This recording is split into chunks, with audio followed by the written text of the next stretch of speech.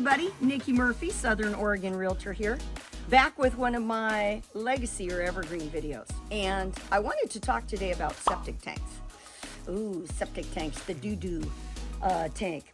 But critical if you live in rural areas where there's no city plumbing on board. We don't have any sewer tie-ins, and really, septic is gonna be your friend.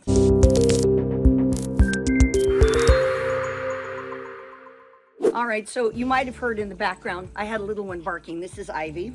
And Ivy occasionally decides that she demands to be on camera, although today is not a good hair day. So I'm gonna let her run around at my feet while she does this. Hang on.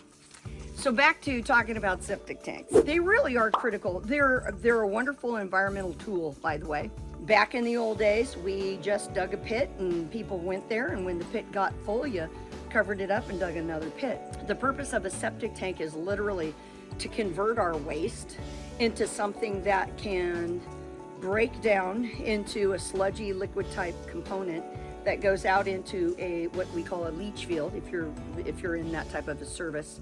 And then it percolates down through the ground, it gets filtered by the soil, and by the time any of those liquids reach our water or aquifers down below, they're pretty clean. And that's about the most basic version of what a septic tank system with a tank and a leach field looks like. When you're purchasing a home in a rural property, you want to look at the septic tank.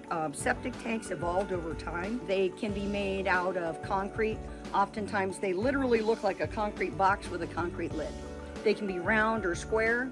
They can be deep or shallow. The older versions of septic tanks were taller because it allowed sludge to build up on the bottom. They can be made out of metal. They are some that are made out of steel. They deteriorate over time. The newer ones made out of high-grade plastic, they're meant to last a long time.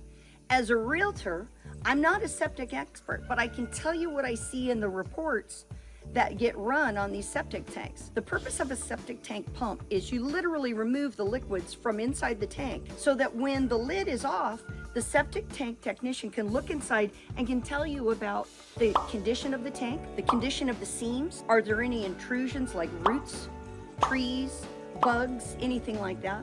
And then do other components that are involved with it, baffles and things like that work? Why do we care? Well, because a septic system to be replaced can be anywhere from $15,000 to $50,000 depending on the type of septic system.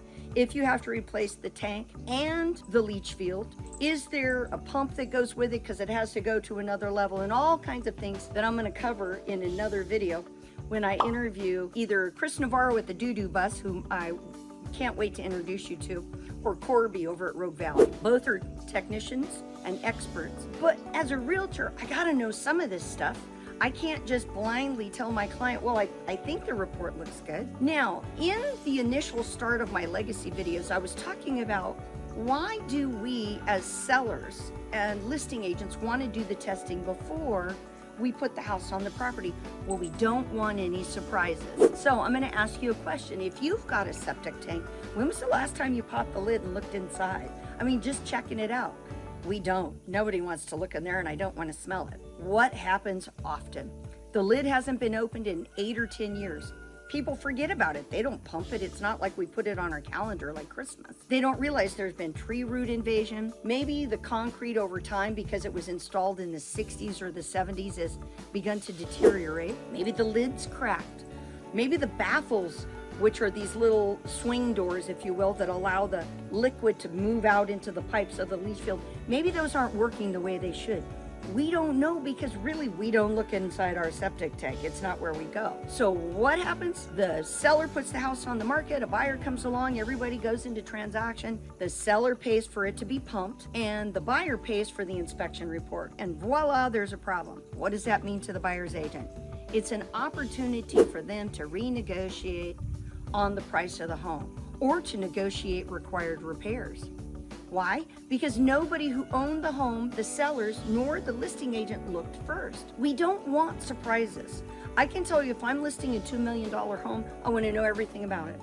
I want to know about the septic and the well. I want to know if all the outlets in the house work. I want to know how old the roof is. I'd like to know when the carpeting was installed, what's the wood in the cabinets made out of, because I want to answer all those questions of the number one question, age. How old is that? How old is that? How old do you think that is? When was the roof put on? When did they last paint the house? Those are questions we can get to, and I'll give you a great example. Here's some siding. I can look at this siding, and I don't have to be a siding expert. I can say, yeah, it looks pretty good. What do I know about a septic tank? Not a lot. So I'm going to make really good professional suggestions.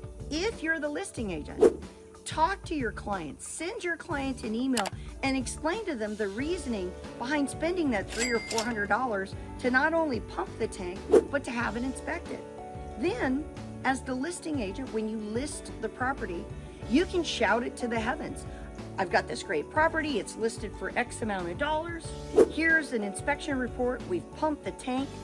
Buyer, come one, come all. This is a sound home with great mechanicals. You don't have anything to worry about. We've done our inspections. One of the reasons I love legacy videos and I love evergreen videos is sometimes our tools, we get so many of them and we get so busy in business, we forget what's the best approach. Feel free to like and subscribe down below. My video will come out generally every couple of weeks with something new to talk about, some new information to help you be a better realtor, be a better person involved in representing your clients both as buyers or sellers, and give you really good experience as a realtor on things you may not yet come up against. You've got information that can help you be the best positioned to represent your clients for the best purchasing power and the best selling ability. I'm Niki Murphy, Southern Oregon Realtor. I look forward to hearing from you. Like and subscribe right down below. Thanks, everybody.